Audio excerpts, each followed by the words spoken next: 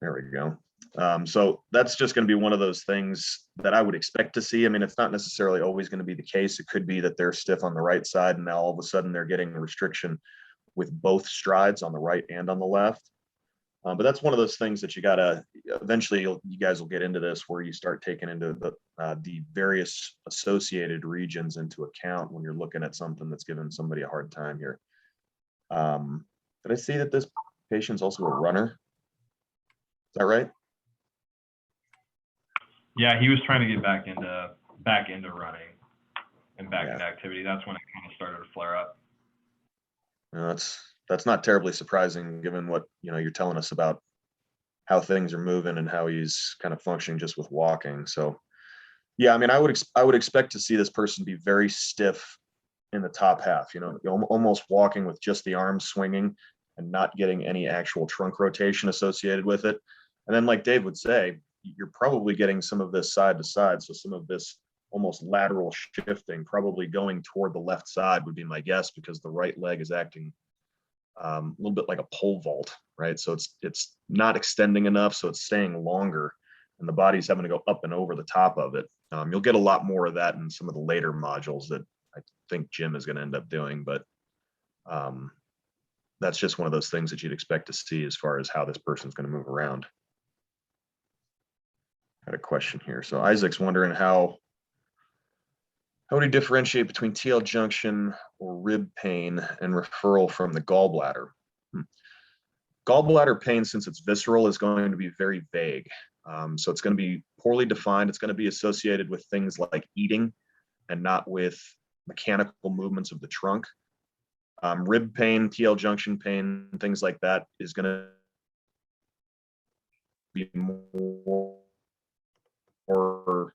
it's going to be more specific. You're going to be able to isolate it more with trunk movements, with things like breathing, inspiration, expiration.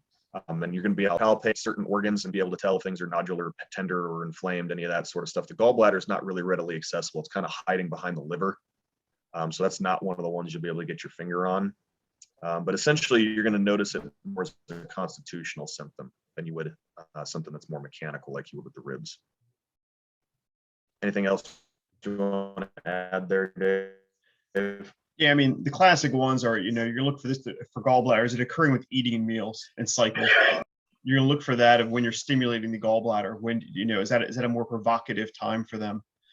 And you're right, you're not going to get the same, mechanical pain from it. It's going to be deep and boring and achy. You won't be able to localize it as well. Your assessment, and maybe you may get sensitization through that area, but it won't. You'll kind of get a taste and feel. It just doesn't smell like a mechanical. When it's mechanical, you're going to poke it, you're going to stimulate it. You'll be able to glide the rib and feel it. And that's what you'd be really looking at. This is we're talking about a segmental dysfunction, because if we're talking about a rib fracture, there's probably an acute event if it's a rib fracture, unless it's a 72-year-old who's been sick for a while and is osteoporotic and has been coughing. You're looking at trauma or something of that nature versus a gallbladder. But yeah, usually the classic questions is, does this occur with meals? Does active range of motion and movement, stimulate it in some way? As you're having a mild chronic, gallbladder inflammation, those can happen. But again, it's going to seem visceral more than mechanical when you test the TL junction in rotation. Yeah. And so you're asking, would it be based on subjective findings? We never base anything only off of subjective findings, right? So it would be the subjective component, essentially what they're telling you about the behavior of the symptoms, along with what would likely be a lack of objective findings on your examination of the thorax, lumbar, spine, et cetera, the associated regions.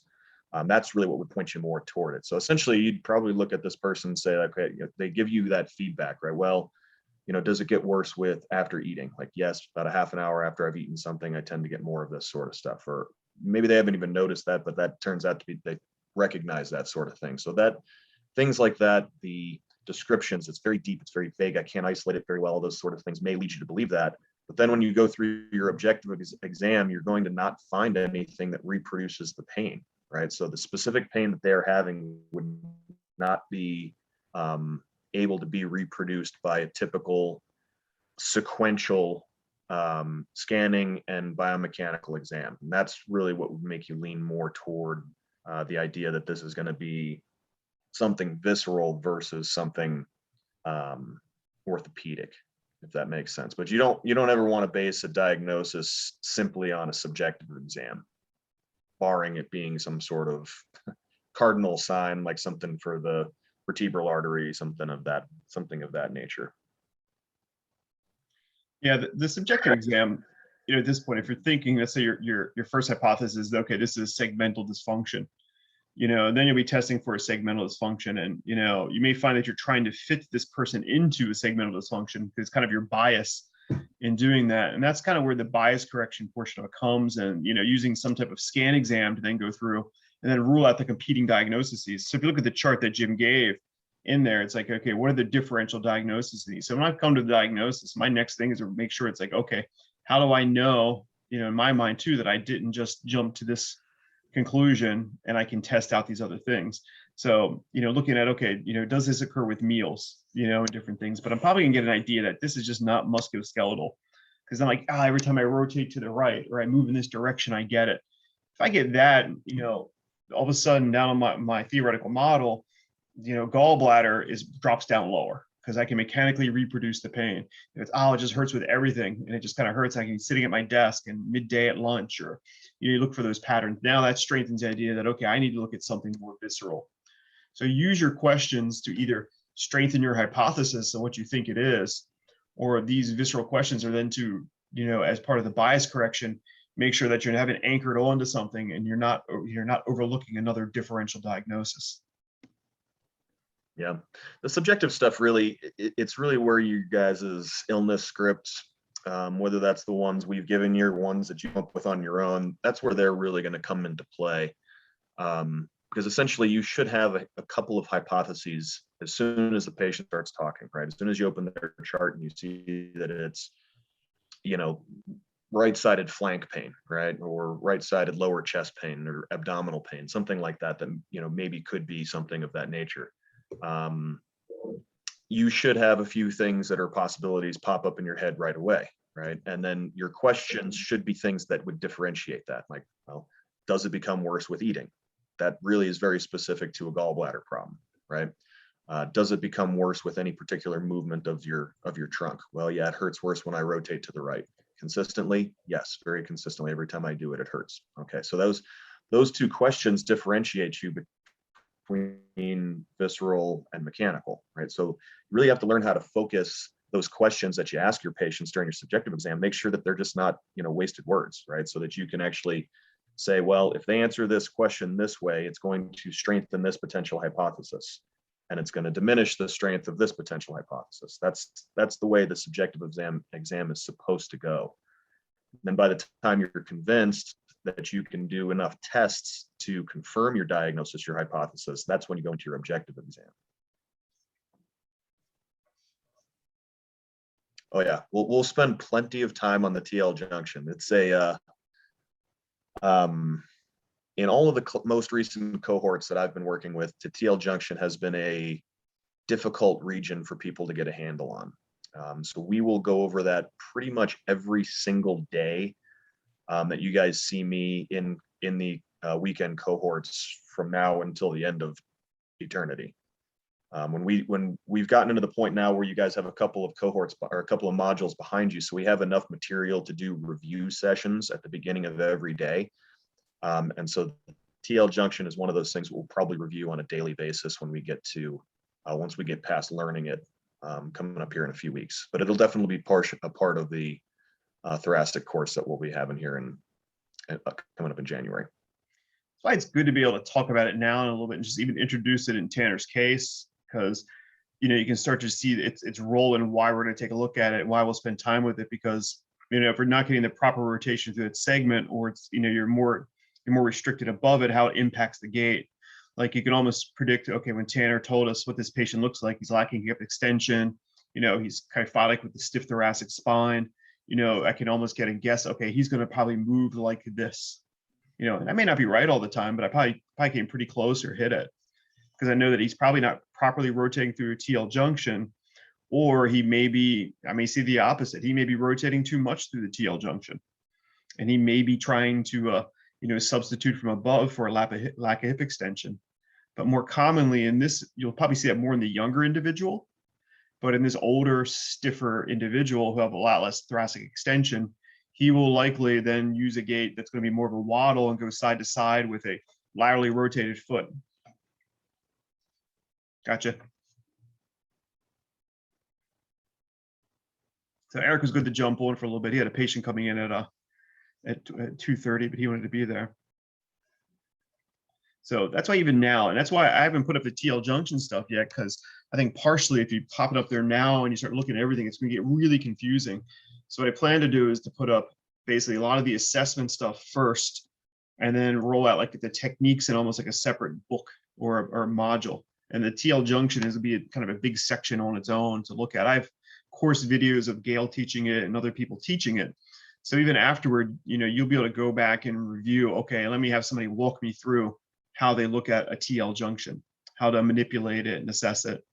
And you have plenty of techniques for it. So, but right now, it's just nice to kind of look at people and gait, and you get a sense of how now we can look at the pelvis, we can look at the hip rotation or hip extension, internal rotation, and what is the impact on the thoracic spine?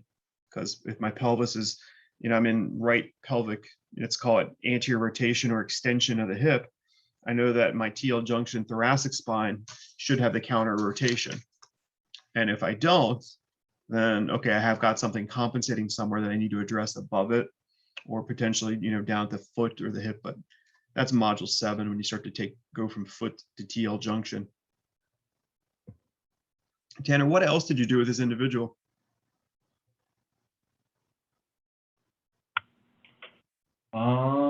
We did a lot of like closed chain hip abduction strengthening because he was super weak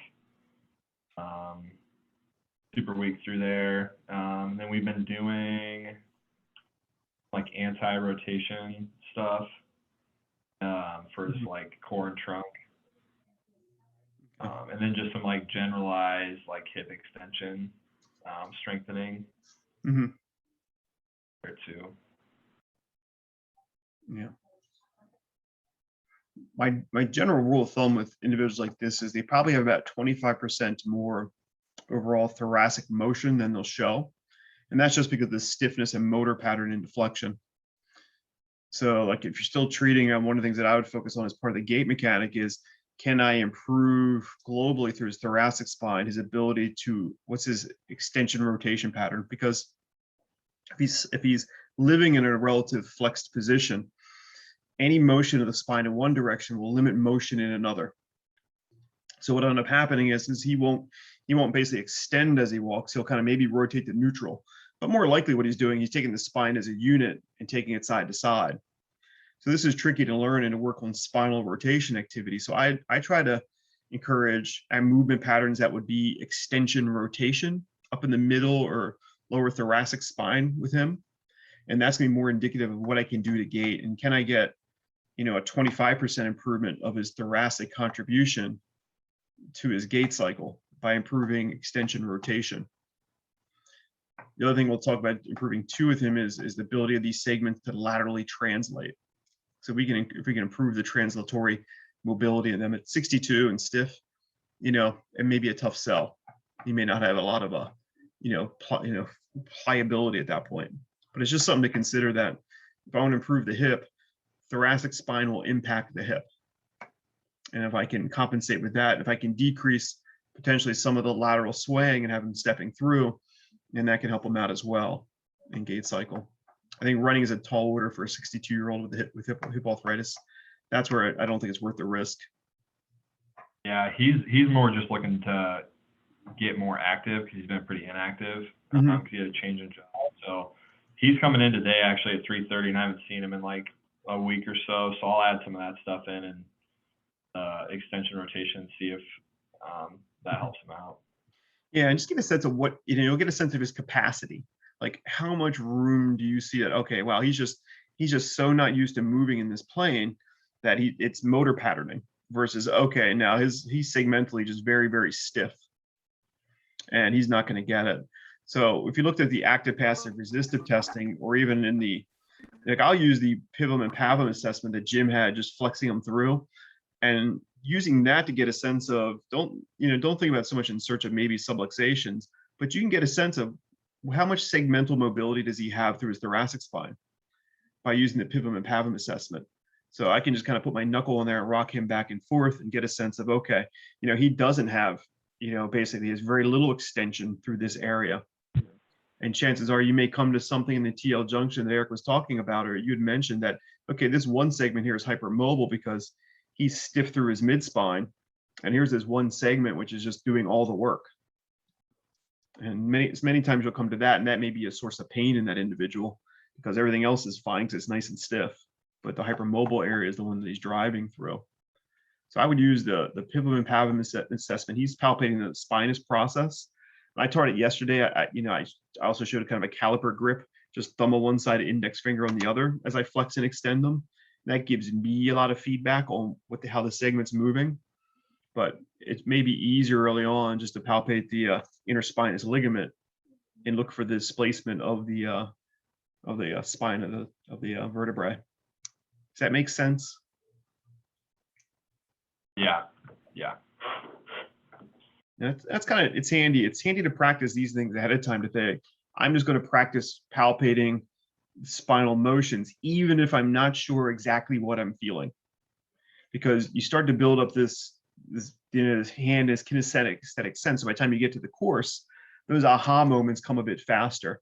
If you're doing it for the first time in the course, then you're really trying to get a feel for it. So get a sense that it's okay to palpate thoracic spines and maybe not know exactly what you're feeling all the time.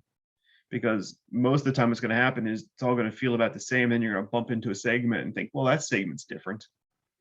And then now it's just figuring out the why of that. Is it lost flexion extension? Is it lost translation? Or, oh, this might be a rib. It's the vector you feel is more lateral and you have a subluxation at the the costotransverse joint. But he may do well, like you mobilize, T10 to T7, he may get a lot more mobility through his thing. 11 and 12 are different because they only attach to the vertebral body. So the free floating ribs at the bottom, I don't manipulate them as much. There are some techniques for them, but I just not one that I tend to manipulate as much just because of the way they are structured. Usually your subluxations will be at the costotransverse joint in your upper levels, T10 and above. So I would look at the relative glides and mobility of those joints. Hip wise, did you look at his ankle? I did not. He was, like I said, he was having the plantar fasciitis on, okay. I think it was the right side too. Mm-hmm. But just because of time with the eval, I never really got to take a look at it. Yeah, it's a lot. It's okay. Yeah, most of his complaints were like hip and low back. Mm-hmm. Yeah, the foot would be probably the second or third session. Like I may not do it right away when he's got so much going on. But, where you can look in the foot is that sometimes what you'll see is that he could be laterally, I would expect, well, there's plenty of things in him that would explain plantar fasciitis. The stiff hip is going to create a long leg on that side, and it's going to drive forces up, or it's going to drive forces down. So having that stiff hip, what's generally going to do if he gets into mid to late stance, there's going to be, you're probably going to see some of the foot, either his calcaneus, he'll get greater eversion at the calcaneus, or what you're going to see is you're going to see that his talus, plantar flexes to a greater degree, either at the talonavicular joint or the naviculo-medial cuneiform joint because of that stiffness. So to come over that hip and gain more motion in mid to late stance, you may have a mobility issue down there. Now that said, he may be stiff, and if he's stiff there, then he's stiff at two joints, and then you definitely want to look at the restriction and see if you can't get some pressure off of him. But if he's but one of the things you might think of seeing in him is that you may see a compensation because of that stiff hip and his inability. It's going to make a long leg as it comes over, an inability to extend. Does he gain that motion through increased mobility in the midfoot? And with that, does he have a restricted talocrural joint. And if, again, we're going to look at a lot of that in module 4 in the peripheral course. So we're probably getting a little bit ahead, but it's just nice to kind of think of a patient in totality and what to look at with him. Because I would definitely work my way down to the foot to see, can I get lucky? Do you look at the talocrural joint much, Tanner? I typically don't, but since starting this course and like talking a little bit more about the regional interdependence, I've been trying to look more. Okay. I mean, before I did all this, I didn't look at it much either. But what I would think to do is that his talus may be stuck, and I can send out a video on that. But if you don't get down there, it's fine. It's just something to kind of observe what may be going on in his foot mechanics with the plantar fasciitis. The other thing that can drive plantar fasciitis, which is kind of module 8 type stuff, is that the thoracic, if he's got a stiff thoracic spine, and many times if he's translated potentially to that side, he may load through that, because as Eric talked about, how those rotations change. If I'm not rotating well through my thoracic spine or my pelvis, the foot many times has to make up the difference. So it's sometimes worth, even in your pure plantar fasciitis patients, after this course, which is you start to think about looking at where is their thoracic spine and how does their thoracic spine impact how they load their foot. Because if we go back to the patient from, let's say, last week, where let's say I have a right rotated pelvis, so my left innominate is anterior. If my left foot gets taken along with it, with the tibia, it's going to put me in a bit of pronation or eversion of that foot. So if my trunk or my thoracic spine is rotated to the left, and that's causing my right pelvic rotation, it can contribute then to my plantar fasciitis because of the rotary moment. So when you're looking at a plantar fasciitis patient, think a little bit about where the pelvis is and the rotations that we looked at. And then now coming back up the chain, now you can kind of say, oh, where is the counter rotation potentially occurring in the thoracic spine? And that's where you're going to start to play with after this course is, can my thoracic spine rotation correct my pelvis? Can my thoracic spine rotation correct my pelvis, and then change my foot position? So just interesting things to think about, since this guy has multiple things going on. I don't think you'll be any of these really clear, easy patterns. He's going to be more challenging because of the arthritic changes in the hip. So you're going to be looking to make, accommodations, and then gain 25% range if you can in the hip, and then gaining 25% rotation in the spine. And then how can you unload the foot, hopefully? Yeah, this guy's, it's rewarding if you can find a couple of these things, but if you can't, then it can be frustration. But all in all, a really good lesson on kind of how to move through this individual. It's just frustrating because you haven't done the thoracic or the peripheral course yet, but you can kind of feel like, okay, these variables are kind of in his equation or the fix.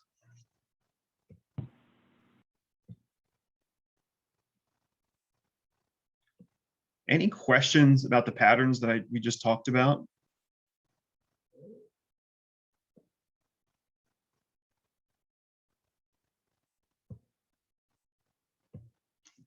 Somebody's got to have a question.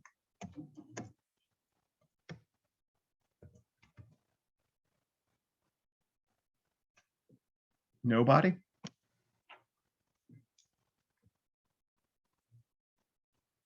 All right. We have a little bit of time. Marissa, do you want to talk about your case?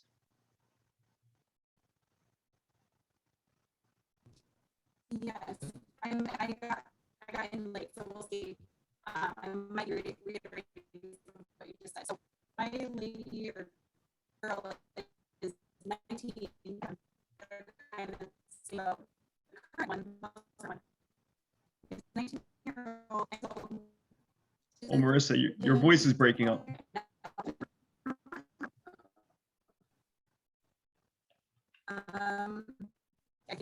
Is that better? No. It's a little bit better. Okay. collegiate volleyball player and collegiate high jumper. Her back was fine doing volleyball, but now her back is, the low back is sore when she's doing high jump. And the season just started, and her pain has started immediately. So I feel like it's repetitioning, but it's starting really early in track season. But when I look at her thoracic sinus step, junction, she hinges about L2, L1, L2, and then I went down to the hip, and the left doesn't want to internally rotate, or I addressed for you for which would make sense for high jump. She jumps off that left foot, and she's the middle hitter, so she spins off that left foot for a slide. I'm addressing the hip, but as far as the type of mobile, I don't feel like I'm going to get anything out of it. So I guess I don't know where to go with that. I'm not going to get the out of the thoracic spine. Am I actually free with high jump? Yeah, I'm not sure if it's my connection or yours, Marissa. If anybody heard that clearly, could they repeat it? Dave, I can hear you perfectly, but Marissa sounds broken up. Okay. Marissa, I have to be fair, could you type a quick summary into the chat and let's see if we can go from there with it. Okay. Oh, I guess it's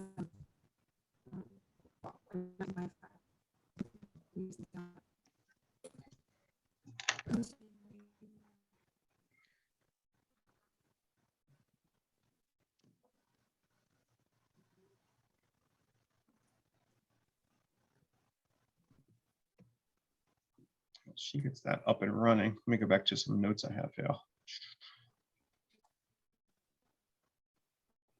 Now, I will continue to update the book and the course prep material. I know Christmas rolls around and you will fade away from this a little bit, and that is fine. But again, with going into the thoracic module, I don't want you to feel like you have to have a handle on all the videos. It will be a lot of videos and techniques.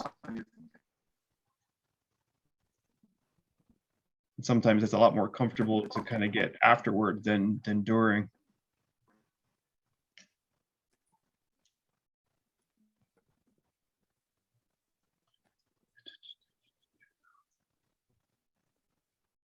There we go.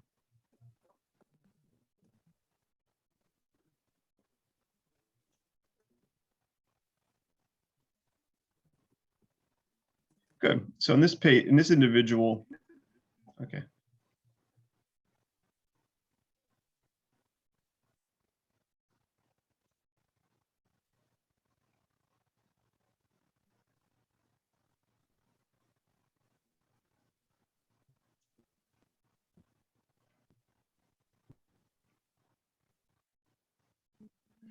Okay, this is a good one to go over because the 19-year-old college volleyball player and high jumper, back pain started now that she is into track season. So tell you who I'll do is I'll pick on Drew. Drew, why would you think that she would have pain now that she's in track season and she didn't get it in volleyball? So she did not have it at all in volleyball then? I'm going to guess from Marissa is that she didn't have it at all or it wasn't significant. Not really. Good. If you want to, just talk a little bit about what are the different forces that she would experience in volleyball versus running. So that heel strike with running, you're Yeah. gonna have more force coming up through that lower extremity into the lumbar spine. Yeah, so we have more ground reaction force that they account for. And also, if she's running track, like limb displacement, extension, how does a volleyballer land typically when they're not all over the place? I haven't watched much volleyball lately, but I would say on 2 feet. Yeah, they're gonna land on 2 feet. They're gonna land probably toe to heel. Depending on how they've been taught to jump or how well they jump, if she's dissipating forces with a proper squat motion going from ankle, knee, hip, she can dissipate the ground reaction forces pretty well with that. Where in running, with the single limb stance, your ability to dissipate the ground reaction forces would be different. Dave, she was saying that the most pain that she's having is with high jumping, not necessarily just running. High jumping. Okay. Yeah. Oh, Didn't want to let you get too far off on a Yeah, tangent. I appreciate that.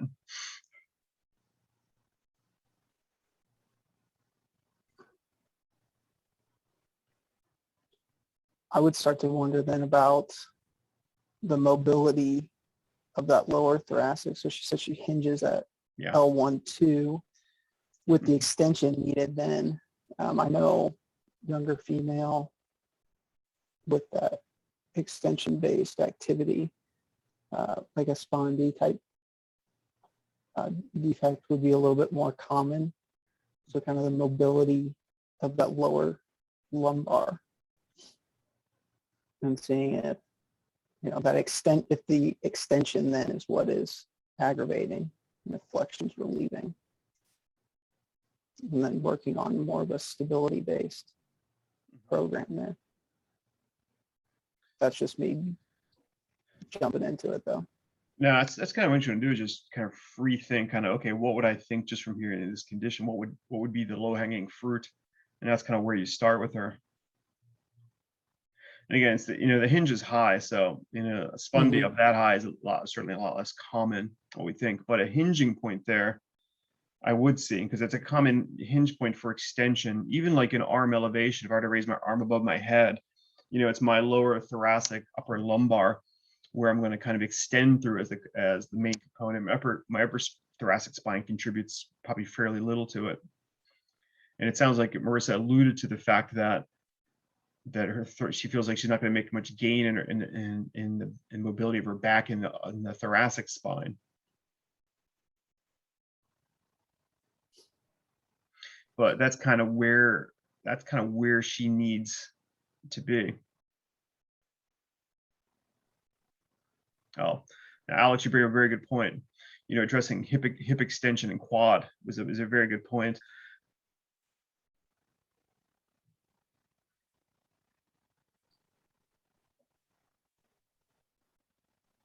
Yeah, those are good questions. And Marissa, if you can type in the answers, it may be easier with that. But yeah, if you're looking at quad length, would limit it. So if she has hypertonicity in the quad and she goes to come off and she doesn't have a hip extension, with this one, you're gonna have to break her down a bit. And that there's the running component, then there's the, how she loads the legs and comes off will dictate also too. If she gets enough power out of the legs, can she decrease the extension moment through L1, L2?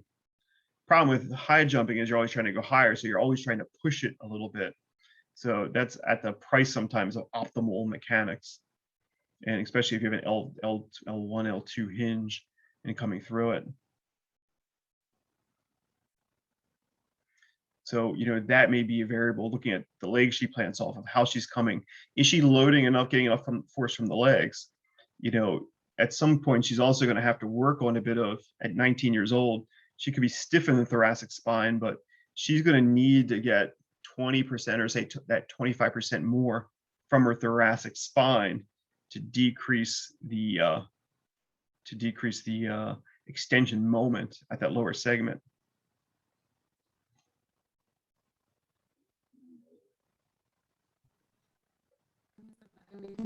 So do you think I can get that extension back out of thoracic spine? You have to, and it could be, you want to look at her patterning. Like I'd use the pivum and pavums on her again, and just, the P pivums, and just say, okay, how much extension does she have in her thoracic spine? Is this a really stiff spine?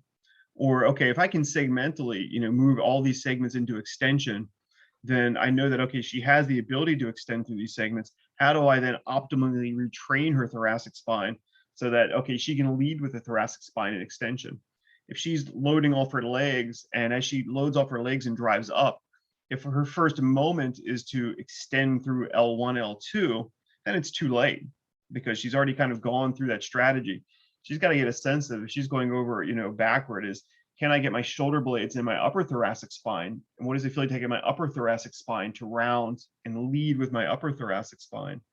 Similarly to what we looked at when we looked at standing extension, is this a person who hinges right in that upper mid lumbar area, Or are they driving the hips forward as they extend? Are they getting some extension moment or a contribution from the upper and mid thoracic spine to decrease the stress on that hinge point in the lumbar spine?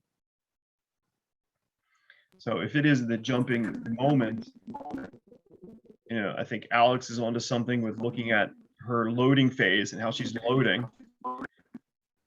And then, is she, am I getting the early moment at L1, L2, which is then creating that hinge point where now all of a sudden all the force is going through that segment, or can I disperse it through the hip, and can I disperse it through the thoracic spine?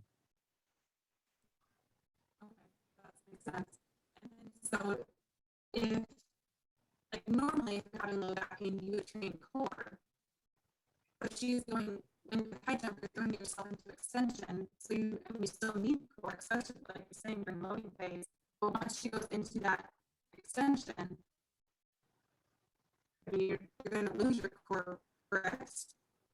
You are going to have some level of stabilization in the core. She shouldn't completely inhibit her abdominals to gain the extension. There's going to be an eccentric controlling mechanism of her abdominal muscles. If you think an anterior abdominals, transverse abdominis, probably internal external obliques, rectus, if she's going into an extension moment. I think what Alex or Jenna was alluding to was that, you're right. We're thinking that those muscles need to be able to lengthen with stability.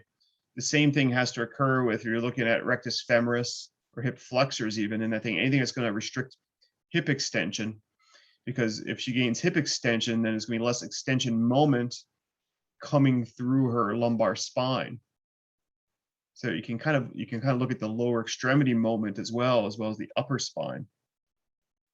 So you can train core strength, but it's the old adage that, planking is only good at improving planking, because planking doesn't carry over into functional sport. So she's going to have to work on, can I eccentrically control my spine and my hip into the extension moment, get more from those two regions. That makes sense. Then her paraspinals, like when we try for contraction, when I'm just trying to get TA to activate, the paraspinals turn on immediately. She has significant firing multifidus, and then all those lumbar paraspinals before TA even starts to turn on. I'm sorry. So you said that you feel it in the longissimus iliocostalis multifidus before you feel TA fire. Yeah, when we're just doing a very simple hook line TA activation, just to find the activation, paraspinals kicking first right away. Mm-hmm. So that's just another thing I'm kind of fighting that muscle control, motor pattern, I guess, on less. Could you type that in there, what you had, because it was breaking up a little bit. With her, yeah, I would look at TA activation, and just kind of, get a sense of, I would generally palpate anteriorly. I come off the iliac crest anteriorly, the ASIS, come immediately, maybe probably about an inch and a half. And, I just basically have her do a pelvic floor contraction. And with that, in that area, the internal oblique, it feels meaty, and it'll push you upward and outward. If she's getting a good TA contraction with pelvic floor, then what you'll feel is just a light tensioning. You'll feel that if I'm palpating just again about an inch in from the ASIS, and I might go about a half inch down. And again, if she's getting too much oblique, the oblique pushes your finger upward and outward. A proper transverse abdominis contraction there will feel like a tensioning. You'll just feel like the slack being taken up. And I would look for that to see what is her firing pattern. Can she get pelvic floor, transverse abdominis to fire properly? If you're seeing that she doesn't do this and she's firing her extensors prematurely, then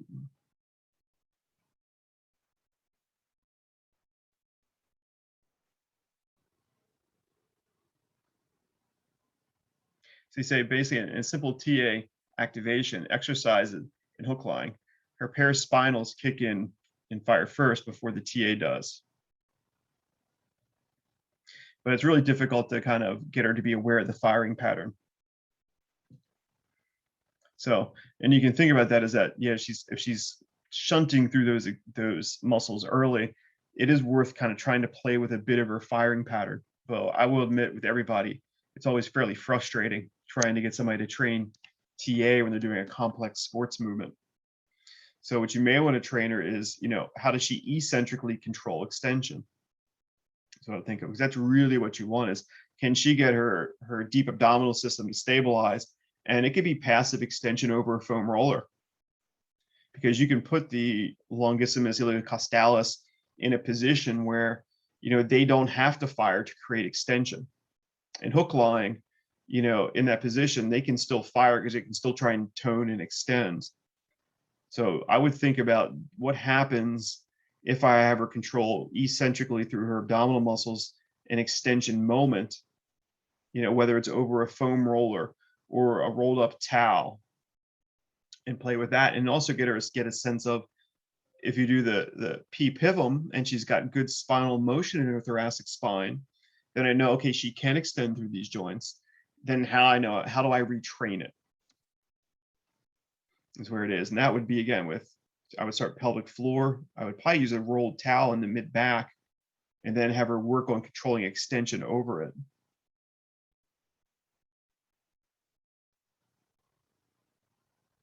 Okay, so explaining the TA contraction over a foam roller, I would start it maybe in supine, palpate, look for deep system activation.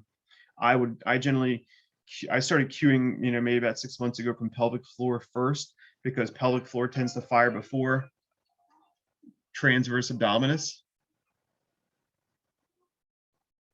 And then I'll come in and feel transverse abdominis should go. So I feel the transverse abdominis firing.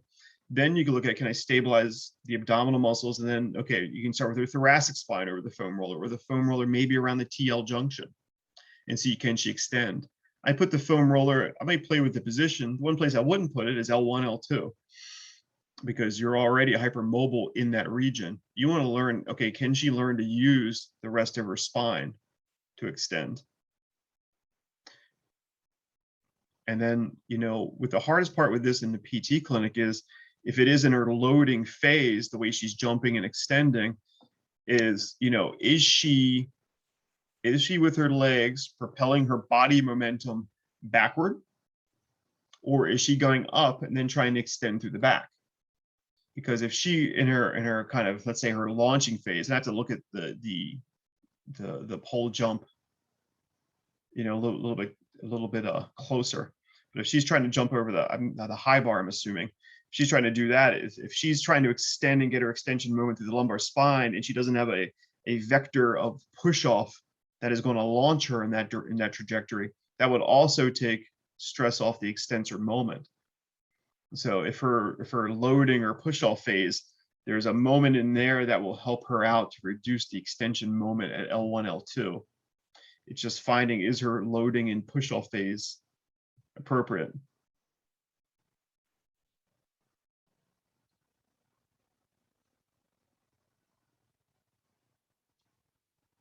Okay, well, that's interesting. That's the side with the hip, because it would be interesting there that if you watch her jump off her left hip, can she center her left hip? Now, you may manipulate it, and then all of a sudden the hip moves better. But if she's having trouble, like, you remember the weight shifting test that we looked at on the SI joint, if she's having trouble transferring load under that level to the left hip and stabilizing the left SI joint, she's going to have a failed load transfer through the left leg as she goes up. So it would be interesting to see that if it is on that leg and she does load that leg, what happens now to not have failed load transfer? She needs transverse abdominis, and she needs pelvic floor to stabilize SI joint and pelvis so she can push the load through it. Good. What does her left glute med look like?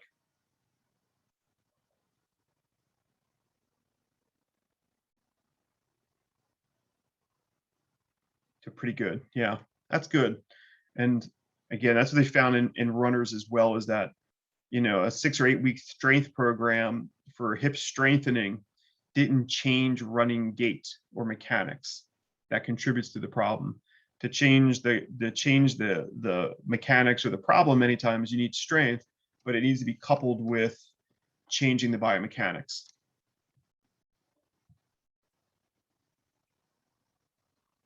So with her, you know, the things to look at kind of in a highlight reel would be loading phase when she's jumping off of that hip, you know, so that she can center the hip joint and get good load transfer through it.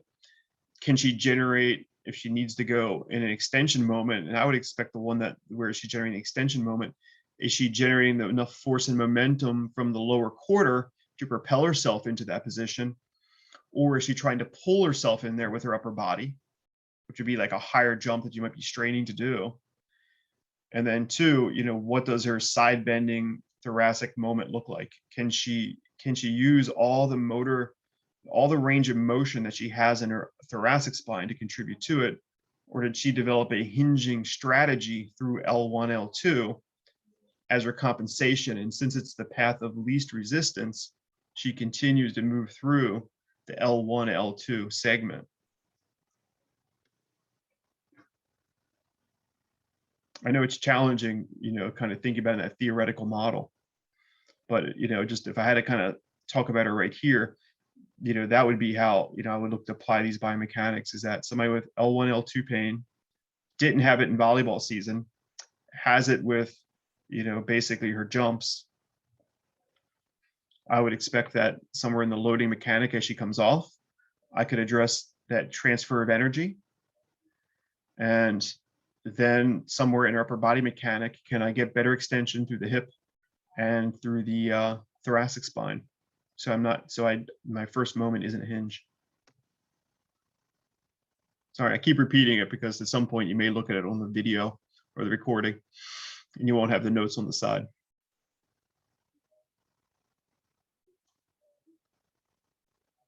All right. I think we are set.